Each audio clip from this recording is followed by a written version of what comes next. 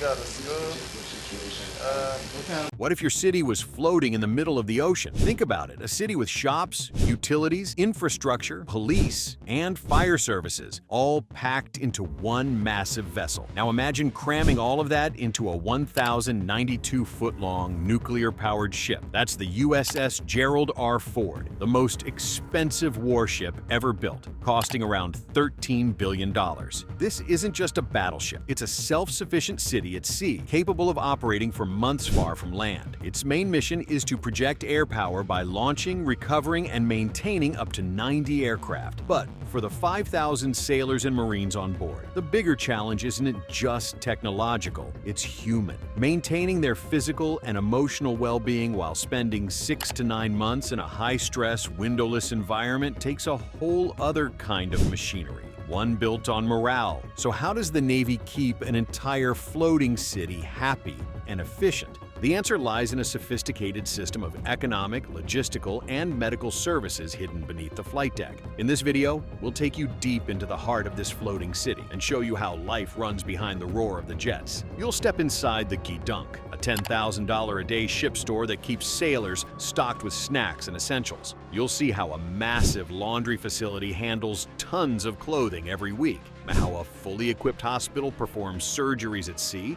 and how a single mail call can lift spirits across the ship. So go ahead, hit that subscribe button, and tell us in the comments, what's one thing you absolutely couldn't live without during a 6-month deployment at sea? The floating 7-Eleven, the ship's store and economic hub. The ship's store, fondly called the Gidunk, is the biggest commercial operation on a U.S. aircraft carrier and serves as the center of its private economy. The term Gidunk has Navy roots dating back to the 1920s and possibly comes from a cartoon character known for enjoying a sundae. Today, it refers to the convenience store on board, often paired with a nearby snack bar. This is where crew members spend their paychecks, take a break from the ship's routine, and pick up essentials for comfort and upkeep. The scope of the Gidunk economy. Open around the clock during busy operations, the ship's store handles impressive retail volumes in its limited space. Managed by ship's servicemen, SH, it serves as a vital morale center with some eye-popping stats. A Nimitz-class carrier's ship store typically sees over 1,050 transactions each day, which means that about 1 in 5 sailors buy something every day they're at sea. The store rakes in around $10,000 every single day.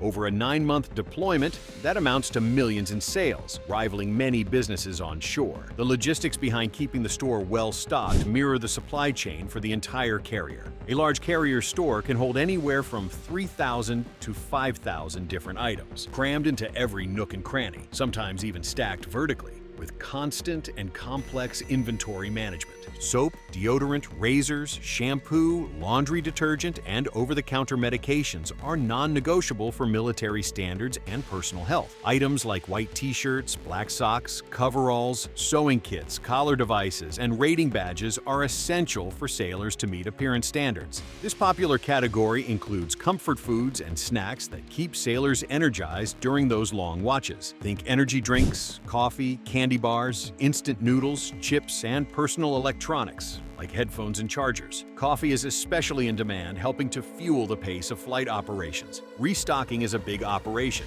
usually done during a replenishment at sea, ERAS, where a supply vessel pulls alongside the carrier to offload tons of goods via cables and helicopters. The supply department is responsible for receiving, palletizing, and distributing these items throughout the ship, which is no small task given the limited available space. NEXCOM and the MWR Fund. Importantly, the ship's store isn't run for profit like a civilian business. It's operated by the Navy Exchange Service Command, NEXCOM, and all revenues, after expenses, go straight to the Morale, Welfare, and Recreation MWR Fund. The MWR Fund supports everything that makes life at sea a bit more enjoyable. Top-notch gym equipment, fitness classes, holiday meals, movie screenings, including new releases, tournaments, and social events. In a way, every sailor picking up a snack or an energy drink is directly contributing to both their own quality of life and that of their shipmates. The at Dunk serves as a cost recovery initiative that helps make life on a cramped warship a little more bearable. The daily logistics aboard a 5,000-member community go far beyond just food and snacks. Maintaining personal hygiene and uniform standards requires industrial-scale facilities, significantly larger than what's found at most civilian bases. This mainly involves the ship's barbershop and extensive laundry facilities. The barbershop, a haircut ritual. In the disciplined world of the U.S. Navy, getting a haircut is more than just grooming. It's about discipline and adherence to standards. Specific haircuts and styles are mandatory for both men and women to maintain a professional uniform appearance. The barbershop is where this required conformity is made routine but serves an even more profound psychological purpose. A busy barbershop on a large carrier like the USS Dwight D. Eisenhower CVN-69 operates like a well-oiled machine, with 6 barbers usually on duty. They collectively average around 50 haircuts daily, serving both enlisted personnel and chiefs, which adds up to thousands of haircuts over the course of a deployment. The barbershop is often the liveliest off-duty space on the ship. Barbers, also ship's servicemen, are in a unique position to interact with sailors of all ranks, usually in a relaxed, private setting. They act as unofficial counselors, providing a listening ear for stress, personal matters, and ship gossip. This role is invaluable for maintaining the crew's morale and offering a break from the intense pressure of life at sea. For a brief moment, sitting in the barber's chair offers junior sailors one of the few chances for a break from their demanding duty rotations. The compliments and encouragement that come after a fresh haircut help boost morale. They reinforce a sense of professionalism, focus, and military presence. This low-cost service is crucial for maintaining the naval force's professional image. The industrial laundry, tons of tenacity. Managing textiles, uniforms, sheets, towels, and protective gear is one of the most labor-intensive processes on the ship. The carrier's laundry isn't your average laundromat. It's a massive, industrial-scale facility capable of processing tons of laundry, not just a few loads. The industrial laundry can handle a mind-boggling 50,000 pounds of laundry each week, and even up to 60,000 pounds on newer carriers. It's packed with high-efficiency washer extractors, fast tumbler dryers, and commercial ironers for sheets and linens. The process flows smoothly. Dirty laundry comes in, gets weighed, sorted by type, uniforms, whites, gear, washed with specialized Navy formulas, and then finished using equipment like steam presses and dry cleaning gear. The constant cycle of washing, cleaning, and issuing clothes, especially for a crew working in grungy hot conditions, keeps the laundry running nearly non-stop. Laundry staff need to be experts in stains, fabrics, and equipment maintenance to keep everything running smoothly. When the laundry system fails, it can cause a chain reaction. Uniforms run low, hygiene standards drop, and morale takes a hit. So, the ability to clean 50,000 pounds of laundry weekly is directly linked to the ship's overall operational resilience. The silent lifelines, health, mail, and mind. While stores provide goods and logistics ensure cleanliness, the so-called silent lifelines are the facilities that connect the crew to life back home and protect their physical and mental health. These crucial facilities, the medical department and post office, play a vital role in sustained deployment success.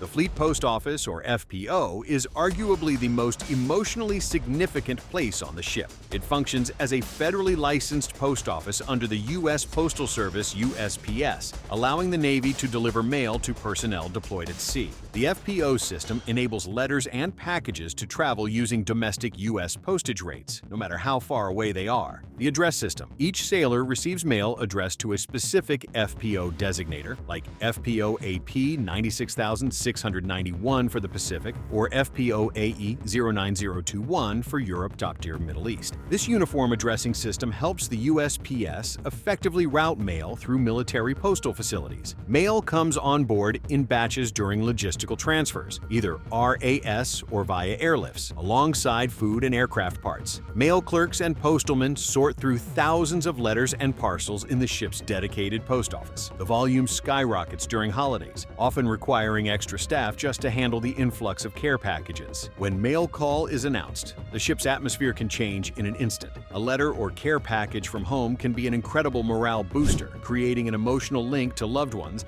and the life sailors left behind. It combats loneliness better than any organized morale activity, ensuring mail delivery is thus a top operational priority. The ship's hospital, sick sickbay, and dental services. On a U.S. carrier, the medical facility is far more than a clinic. It's a fully operational multi-specialty hospital equipped to provide emergency medical and surgical care. While Ford-class carriers have more streamlined services, a Nimitz-class carrier's sickbay serves as the primary hospital for the carrier strike group. The medical team includes various personnel: a senior medical officer, SMO, typically a flight surgeon, a ship's surgeon trained in general surgery, other general medical officers, nurses, and corpsmen. The usual crew ratio is about 1 doctor for every 1,200 sailors. The medical department is well equipped with several operating rooms, ORS, an intensive care unit, ICU, a general hospital ward that can accommodate numerous patients, a blood bank, an onboard pharmacy, and full radiological services, like X-rays. For example, the USS Gerald R. Ford features an OR, a 3-bay ICU, a 2-bay emergency room, and a 41-bay hospital ward. Critical for overall readiness, the dental team consists of general practitioners and specialists like oral and maxillofacial surgeons. They operate out of several fully equipped dental operatories, ready to address any dental emergencies, from a broken tooth to an abscess, that could sideline a sailor and impact mission success. For many sailors, this is their only source of dental care while deployed. Section 4.